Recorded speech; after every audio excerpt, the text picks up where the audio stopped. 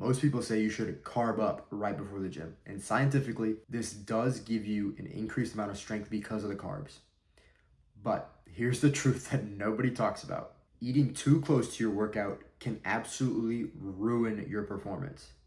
I learned this the hard way. So in this video, I'm going to break down why I don't eat right before the gym, what happens when you train on a full stomach, and how you should time your meals so you can avoid feeling sick and still get an increased energy boost from the carbs. I have made the mistake of going to work out too soon after eating a handful of times, and I still make it every now and then.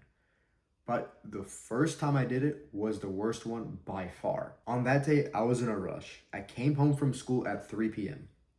and I had to go back to school for something at 5:30. I had 2.5 hours to work out and eat.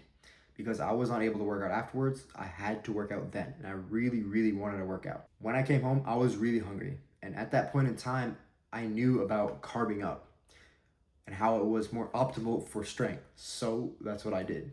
I ate before I went to the gym, which was a mistake. That day, my mom made dal dokri, aka a Gujarati food, which is carb and calorie maxing. At that point in time, I was only working out for a few months. So I had no idea about diet, and I was a complete idiot with my diet, and I just ate whatever my mom made without thinking too much. I knew I had to wait at least some time before going to the gym. So I waited a whopping 30 minutes. I waited 30 minutes from the time I finished eating to go to the gym. That day was leg day. As soon as I opened the gym door, I started walking towards the leg press. I could feel the food sloshing around in my stomach with each step, but I didn't think too much of it. I'll be like, it'll be fine. I got onto the leg press machine and did a warm-up set. During that warm-up set, I started feeling the food crawling up. The thing with most leg workouts is that we squeeze our abdomens for more force output, which is a good thing. When you squeeze your abdomen, you get increased strength and stability, especially on big movements like squat and a lot of your leg movements. On a side note, this abdomen squeezing is typically a reflex for most beginners, but when you get to a certain point, when you get strong, you have to do this mindfully. Squeezing your abdomen is a good thing, but squeezing your abdomen means squeezing your stomach. And when your stomach squeezes, your food also gets squeezed. And your food has to go somewhere. It's probably not gonna go down and digest, it's gonna move this way. So that's what's gonna happen. After I finished my warm-up set, I felt the food started crawling up, and I'm like, that doesn't feel right. But I didn't think anything. I'll be like, it'll be fine, it'll be fine. Let me hit my set. I hit my first regular set. Halfway through that set, I started to think, man, I feel weird. I finished the set, I racked the weight, and then I got up, and I was like, I think the food is causing me a problem. So I waited like 10 minutes before hitting the next set. I waited for the food to make its way down. I had to do this for every single set during that day. I had 75 minutes to work out, and 75 minutes is enough time for me to finish a full leg day. But that day, I would hit a set and wait 10 to 15 minutes before I hit another set. I think that day I did like 5 total sets.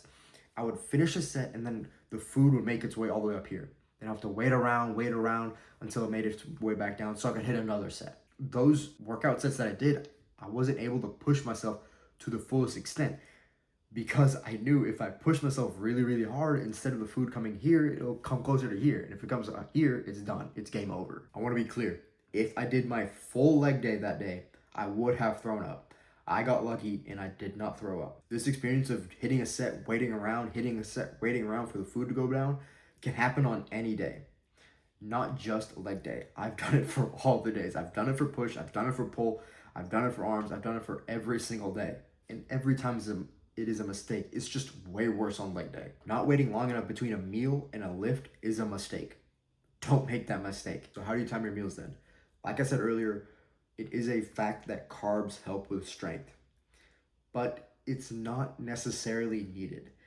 I've hit a lot of workouts on an empty stomach. I'll wake up, go straight to the gym, and I'll be starving, but I'll hit the workout, I'll be fine. And my strength will be relatively similar, which is okay.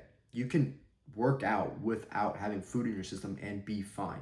You can work out without carbs and still be fine. But if you're gonna hit a PR, then I would recommend to eat beforehand so you can maximize your strength output. Because carbs does help with strength, eat before so you can get the biggest PR possible that day.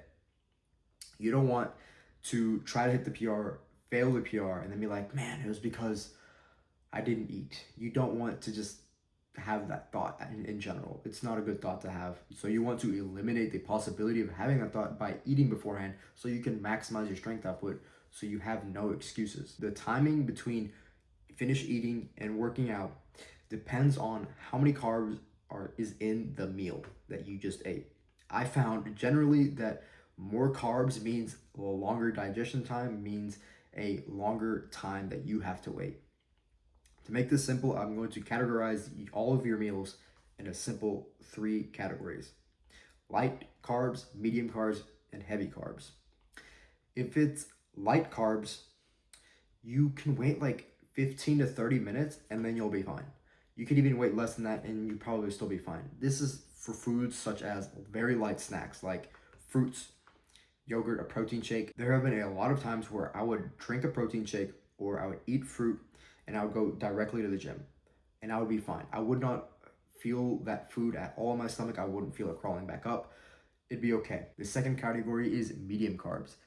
For these meals, you have to wait 1 to 2 hours. This is going to be the bulk of your meals. This is going to be most of the foods that you're eating. And the way I would categorize these is if it doesn't fall into light snacks, if it doesn't fall into the heavy carb section, then it's probably a medium meal.